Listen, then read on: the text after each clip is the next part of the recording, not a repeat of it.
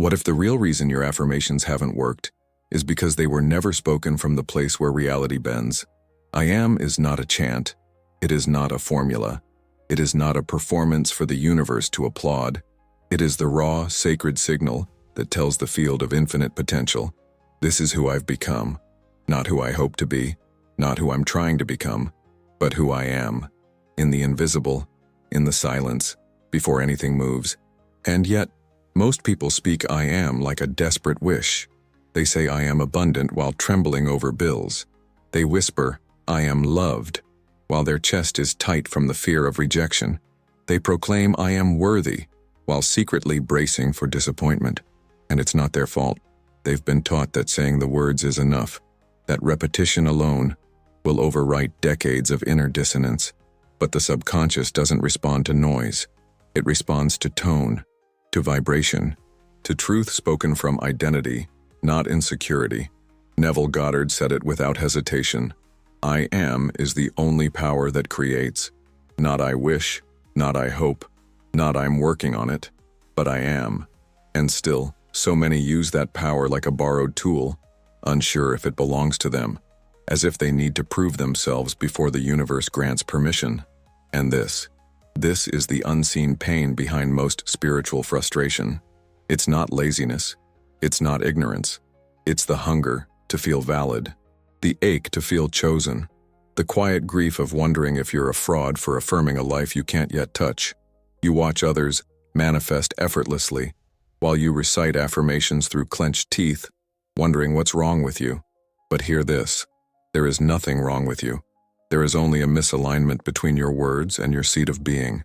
Joe Vitale speaks of this emotional signature. He reminds us, words are inert without feeling. The subconscious, the true creator, does not respond to volume. It responds to resonance. When your sentence matches the self-image, doors open. When it doesn't, the field remains silent, no matter how loud your declarations. So the shift is not in what you say, but in where you say it from. You don't use I am to convince yourself. You use it to reveal yourself. You speak it from the seat of the version of you that already lives it, even when your senses scream otherwise, even when your account is empty, even when your heart feels fragile. That's when the words become power. That's when the affirmation becomes embodiment. That's when the reality begins to rearrange. Because I am is not a tool. It's not a hack. It's not a technique to get what you want. It's your name, your vibrational name, echoing from the future, anchoring into the now. When you speak it from truth, the universe has no choice but to respond. Not because it favors you, but because it recognizes you. Let this be the moment you stop saying the right thing with the wrong self-image. Let this be the turning point, where you remember that you were never meant to become the powerful version. You were only meant to remember you already are. And in that remembering, your voice will change, your posture will shift, your frequency will align, and reality will meet you there, because you've finally met yourself. I am peaceful. The sentence that ends the war inside before you win outside. There is a kind of tension that doesn't shout. It hums beneath your breath, tightens your jaw, stiffens your walk. It's the pressure to manifest something just to stop feeling unsafe. You say you want peace, love, wealth, but your body is negotiating survival. And so the universe listens, not to your affirmations, but to your nervous system. And it replies, not with the life you're asking for, but with the state you're embodying. Many try to manifest as an escape. They think, if I can just make this happen, the pressure will leave. But when desire is born from desperation, your power works against you. The subconscious can't lie. It only reflects. And when your energy says, I must have this to feel calm, it mirrors back the anxiety, not the outcome. The external world becomes a loop, not a breakthrough. You chase ease, but carry tension. You long for quiet, but feed noise. There is another way, a sacred reversal. A sentence that carries not just intention, but inner rearrangement. I am the calm before the arrival, not after, not when the money comes, not when they say yes, but now, in the in-between, in the pause before proof. That's where the shift begins. Not in action, but in atmosphere. This sentence is not for when you feel good. It's not for meditation apps or peaceful mornings. It's for the storm, It's for the moment your chest tightens before the bill is opened. It's for when you're waiting on the call, the test result, the confirmation. That is the moment of reprogramming. Because when you can speak peace while standing in uncertainty, your identity no longer negotiates with chaos. You're not faking serenity. You're reclaiming authorship. You're saying, I no longer wait for peace as a result. I carry it as my cause.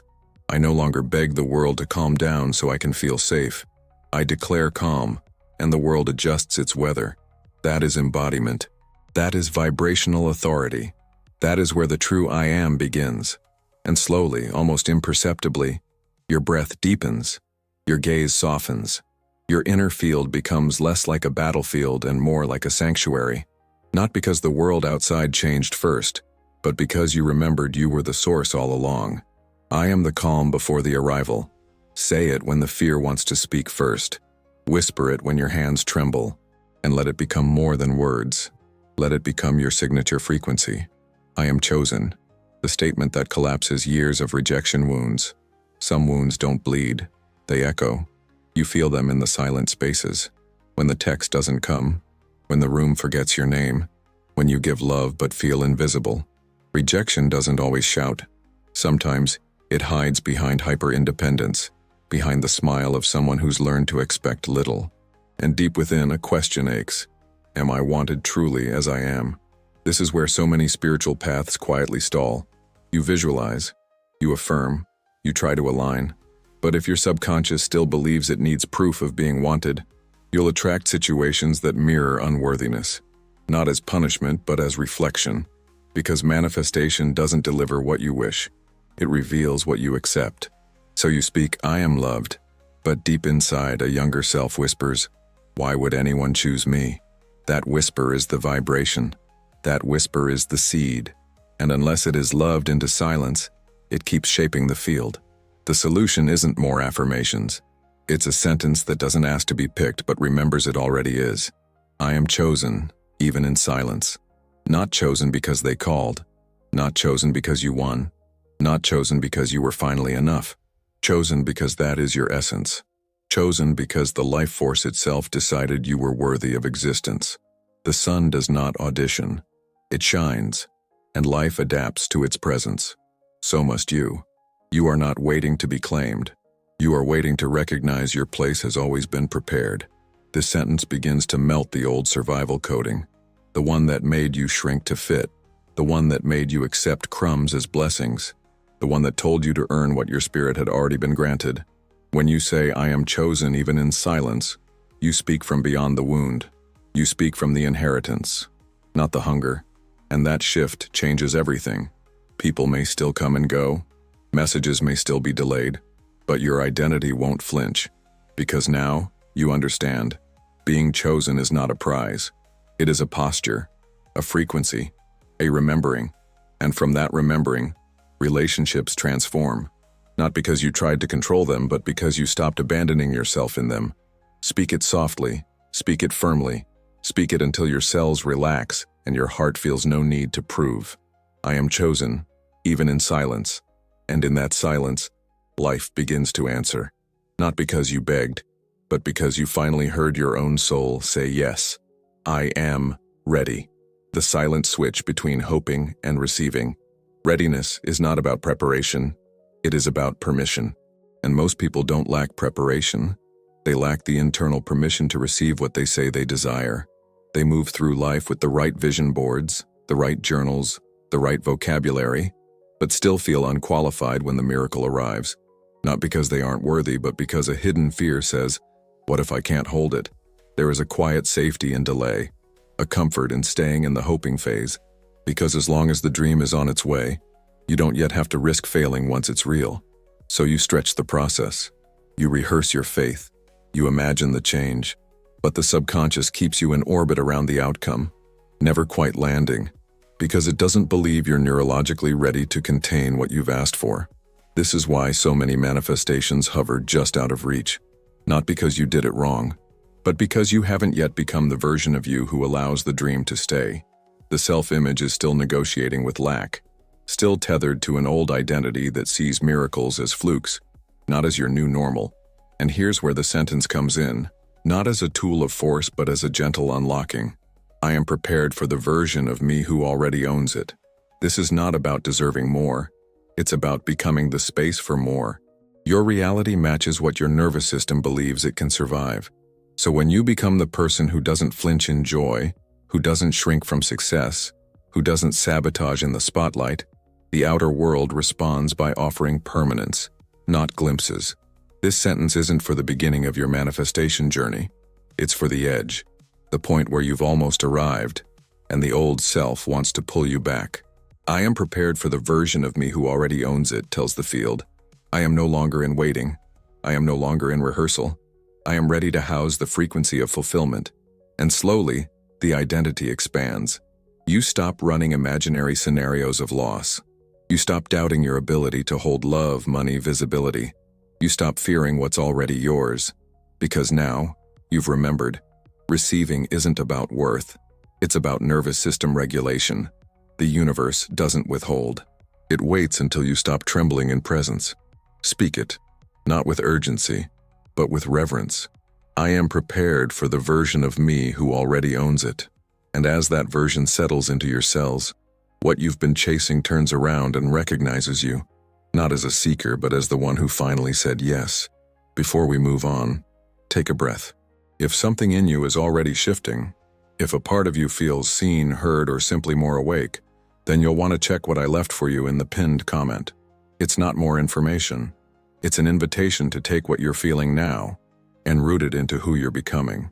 Let's keep going, because the next I am doesn't just shift perception, it reclaims authorship. Before we move on, take a breath. If something in you is already shifting, if a part of you feels seen, heard, or simply more awake, then you'll want to check what I left for you in the pinned comment. It's not more information. It's an invitation to take what you're feeling now and root it into who you're becoming. Let's keep going, because the next I am doesn't just shift perception, it reclaims authorship. I am the source. Reversing the toxic chase for external validation. There comes a point in every seeker's journey where exhaustion replaces desire, not because the dream is too far, but because you've spent too long believing it holds the key to your worth. The love, the success, the home, the recognition, they begin to look like oxygen, as if only in their arrival will you finally feel alive.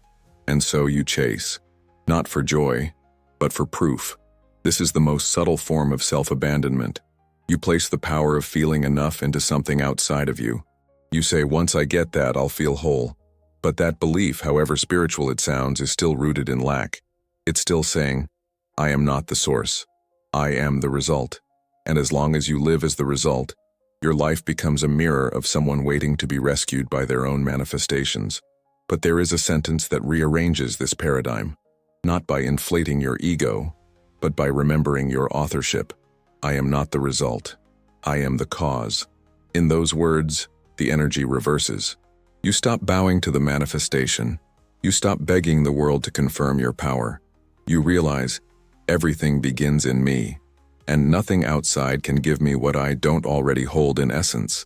This sentence breaks the performance loop, the one that made you overgive in relationships just to feel needed, the one that had you hustle in jobs, chasing applause instead of alignment, the one that tricked you into thinking spiritual evolution meant constant proof, constant effort. When you declare, I am the cause, you end the hunger, not by rejecting your desires, but by no longer asking them to validate you. And here's the mystery. When you become the source, what you wanted begins to chase you. Opportunities appear where you stopped striving. People recognize you where you stopped proving.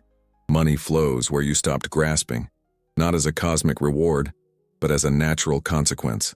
Because now your vibration is one of wholeness, and wholeness is magnetic. This sentence is best spoken not during moments of certainty, but during decisions, when choosing between fear and faith, when wondering if you'll be enough, have enough, be seen enough. It's in those subtle moments, before the call, during the silence, after the rejection, that your identity reclaims its center. I am not the result. I am the cause. Feel the weight of that, not as a responsibility, but as a liberation. You are not here to chase what you think will complete you. You are here to emanate what already lives within you.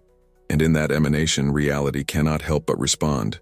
Not because you forced it, but because you finally remembered. Everything begins in you, and nothing truly begins until you say, I am the source. I am abundance.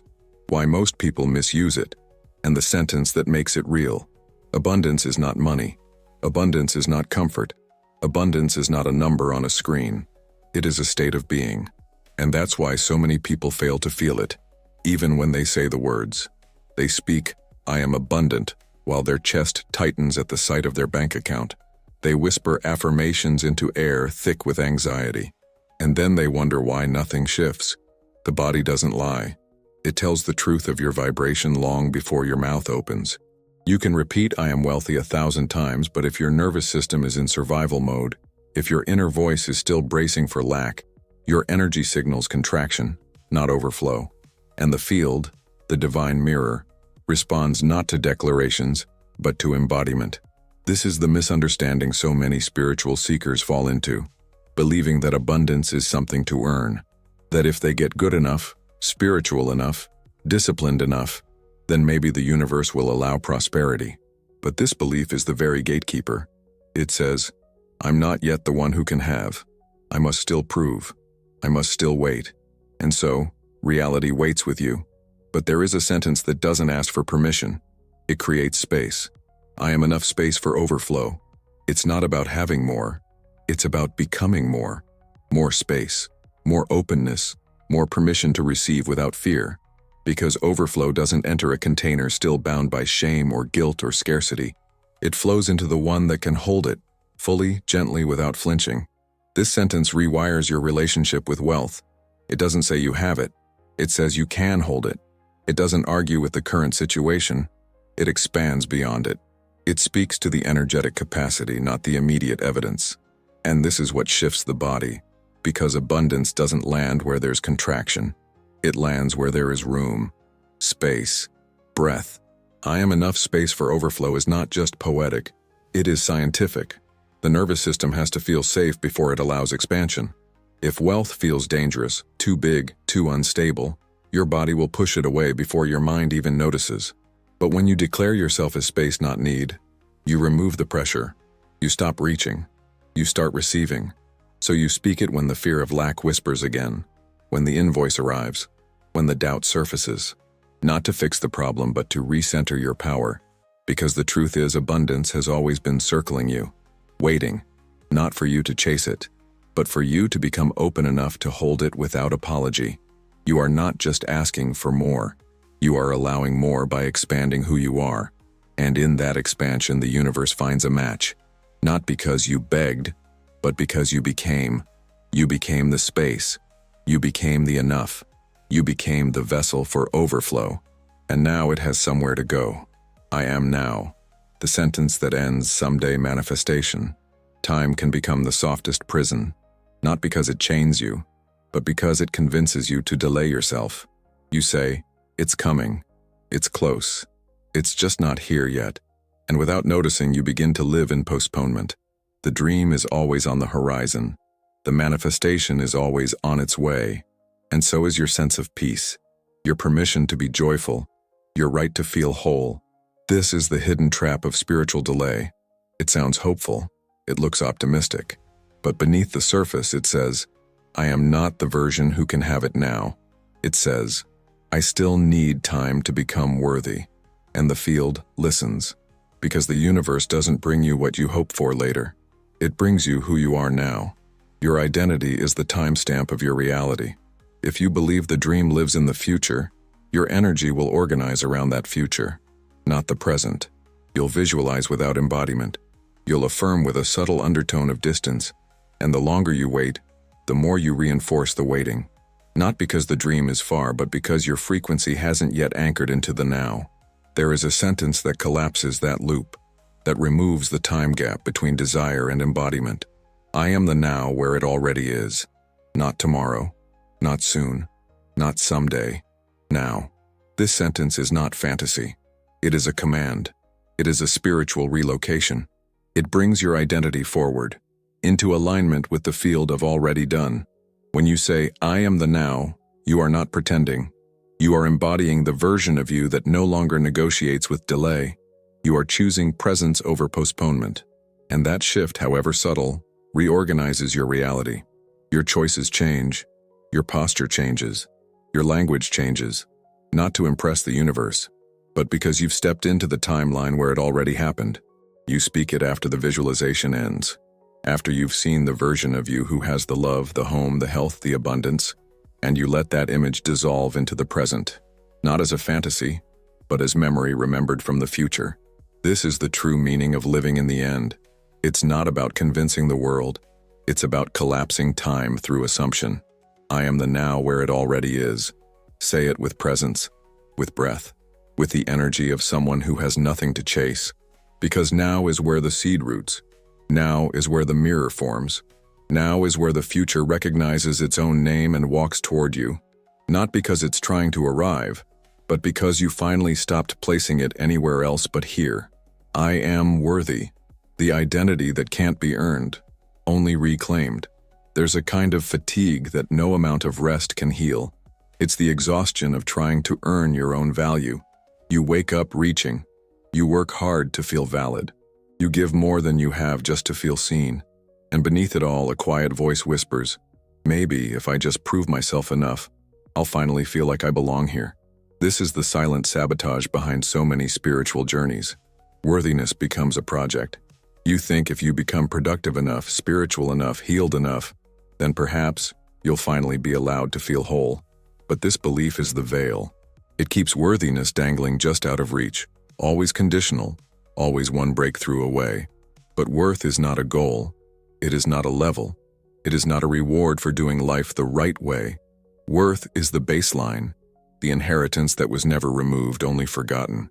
And the moment you try to earn it, you step into an identity that says, I don't have it yet. And from that identity, nothing sticks. Because what you truly seek, peace, prosperity, love, cannot land in a heart still auditioning. There is a sentence that ends the audition. I am worthy without achievement. Not because you gave more, not because you achieved more, not because someone finally validated you, but because your existence is the evidence. You are not here to prove. You are here to remember. And remembering isn't passive. It's radical. It's the moment you stop negotiating your right to take up space. This sentence is a quiet revolution. It melts the parts of you that confuse exhaustion with value. It heals the pattern of overperforming just to feel visible. It rewrites the identity of the overgiver, the overthinker, the overachiever, not with shame, but with softness, because your worth was never lost. It was only buried beneath the noise of trying too hard to be chosen. I am worthy without achievement is not a permission slip for laziness. It's an invitation into presence, into knowing that you don't have to earn what your soul already is. And this knowing becomes the foundation, not for inaction, but for inspired action. Not from fear, but from fullness, from overflow, from peace. And here's the image that seals it. The crown doesn't belong to the one who works the hardest. It belongs to the heir, the one who carries the bloodline of enoughness, the one who remembers their place without asking. And so, let this sentence become your crown, not as a boast but as a homecoming. Say it not to convince yourself, but to return to yourself. I am worthy without achievement. Let it settle in your bones. Let it soften the striving. Let it become the truth you no longer need to argue for. Because now, finally, you remember you've always been enough. You just stopped saying it. Until now. I am receiving. How to break the pattern of giving to be seen. Some of the most generous people carry the deepest wounds. They give love without asking, hold space without resting, offer kindness even when their own hearts are quietly starving. And yet, they wonder why life doesn't give back the same way.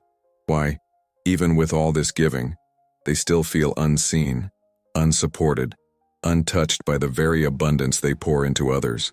This is not about karma. It's about conditioning. At some point, the subconscious linked giving with safety. Being needed became a survival tool. Being useful became the currency for love. And slowly receiving became foreign, even unsafe. You began to feel like receiving meant weakness, selfishness, or even danger. So you blocked it. Not because you didn't want it, but because your nervous system was trained to reject it. And here lies the spiritual paradox. You affirm that you're ready to receive, but deep down, you still feel the need to explain, to justify, to earn what arrives. You receive a compliment, and immediately return one. You receive kindness, and instantly deflect. You manifest something beautiful, and feel the urge to prove that you deserve it. This is not humility. This is self-protection disguised as virtue. But there is a sentence that dissolves this old program. A sentence that teaches the body to open without negotiation. I am receiving with no story, not with an explanation, not with a performance, not with guilt, just receiving, fully, freely, without the need to explain why. Because the moment you justify your blessings, you lower your frequency to match your past pain. This sentence is a re-education of your worth. It teaches the mind to sit in stillness while the universe gives. It teaches the heart to open without bracing. It rewires the nervous system to allow without contracting. And in that allowance, miracles flow, not because you chased them, but because you finally stopped arguing with their arrival. I am receiving with no story is best spoken when the old reflex rises, the urge to give back immediately, to downplay the gift, to shrink from the spotlight. It interrupts the loop. It places you back into presence, and in presence, receiving becomes natural, not because you became someone else, but because you finally stopped apologizing for who you already are. This is how neuroplasticity works, not through force, but through new experience. The more you let yourself receive without story, the more your brain wires in safety around having, and the safer it feels to have, the more you will hold, love, money, recognition, support, because now there is no inner argument, only an open field. Say it gently. I am receiving with no story. Let it feel strange at first. Let it stretch your capacity. And then, let it become your new baseline. Not a moment of indulgence, but a declaration of wholeness. Because receiving is not a reward. It's your nature. And now, you're finally letting it breathe. I am the end. How to collapse time through assumption. Time stretches when you believe your desire is distant. The more you wait, the more your identity reflects lack, and the longer reality delays. Neville Goddard didn't say, wait until it's real. He said, live in the end. That means letting the final version of you lead, now, not through force, but through embodiment. Most misunderstand this. They visualize as if hoping will convince the universe. But true assumption is not pretending, it's returning. Returning to the self who already owns, already is, already became. That self does not beg. It breathes as if it's done. And in that breath, time bends. I am the end unfolding now is not metaphor. It's frequency. It's how you override the old identity of waiting, doubting, chasing. You collapse the future into the present by stabilizing the feeling of arrival, not the outcome, the identity behind it. When you walk, speak, and decide from that identity, you exit the timeline of delay. Life aligns, not because you did more, but because you became more aligned with what already is. This isn't denial, it's design. The field mirrors your dominant assumption. If you are the end now, the middle reorganizes around you. No chase, no lack, just coherence. Say it with stillness. I am the end unfolding now. And let that identity do the work. Let the world catch up to who you've already become. I am no longer the old me. The sentence that rewrites identity at the cellular level. Growth often feels like a quiet war between your future self and the past you still feel obligated to protect. Even as you dream bigger, there's a subtle loyalty to your pain, to your patterns, to the identity built in survival. That's why change stalls. You visualize the new, but your nervous system clings to the familiar. Not because it's good, but because it's known. And the unknown, even when beautiful, feels unsafe. There's a sentence that ends the inner negotiation. I am no longer negotiating with who I used to be. It doesn't shame the past. It honors it by choosing not to relive it. It's the moment you stop explaining your limits. You stop defending your struggle. You stop dimming your expansion to stay relatable to your history. This isn't rejection. It's release. The old you was necessary, but now you're letting the version who thrives, who receives, who creates, who walks freely, Take the lead. Say it like a door closing. Say it like a breath leaving. I am no longer negotiating with who I used to be. And feel who you are. Finally step forward. Words don't manifest. Identity does. You've said the words. You've visualized. You've hoped. But nothing truly shifts until your I am becomes identity, not performance. Neville Goddard said, I am is God, the operant power, not poetry. Law. If spoken as wish, it dissolves. If spoken as truth, it creates. Dr. Joe Vitale reminds us, it's not the words, it's the energy behind them. You manifest not through effort, but through coherence. The universe responds not to what you want, but to what you are while wanting. This is the turning point. Your I am is not a tool. It's your origin, your future self calling you back to alignment. You are not trying to become, you are remembering. And like the seed, you don't need to shout, I am a tree. You carry the blueprint in silence and let your roots speak. It is done, because now you are.